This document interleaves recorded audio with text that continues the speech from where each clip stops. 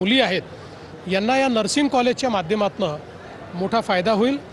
त्यांना त्या ठिकाणी शिक्षणही घेता येईल, रोजगाराची संधी देखील मिळेल आणि आमचा जो प्रयत्न आहे गडचिरोलीच्या विकासाचा आणि गडचिरोलीला देशाचं स्टील हब करण्याचा, त्याच्यामध्येही या प्रकल्पाची एक मोठी मदत आम्हाला होणार आहे। शरद पवार अकोल्यात होते आणि ते म्हणाले की पार्थ पवारांवर गुन्हा का दाखल झाला नाही, ते सीएम नाही। मी त्याचं अगदी स्पष्टपणे कारण सांगितलेलं आहे की हा FIR आहे। FIRचा अर्थ असतो फर्स्ट इन्फॉर्मेशन रिपोर्ट।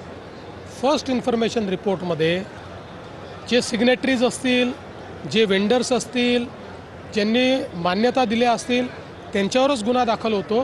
त्यामुळे जे काही त्या कंपनीचे ऑथराइज सिग्नेटरी होते, ज्यांनी हा सगळा व्यवहार केला, त्यांच्यावर गुन्हा दाखल झालेला आहे आणि त्यासोबत सरकारचेही ज्या लोकांनी याच्यामध्ये मदत केली आहे त्या सगळ्यांवर गुन्हा दाखल झालेला आहे।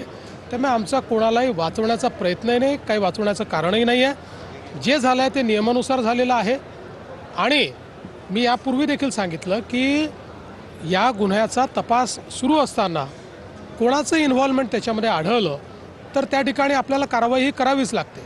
त्यामुळे अतिशय नियमानुसार ही कारवाई करण्यात आली आहे। विकासाबद्दल एक छोटं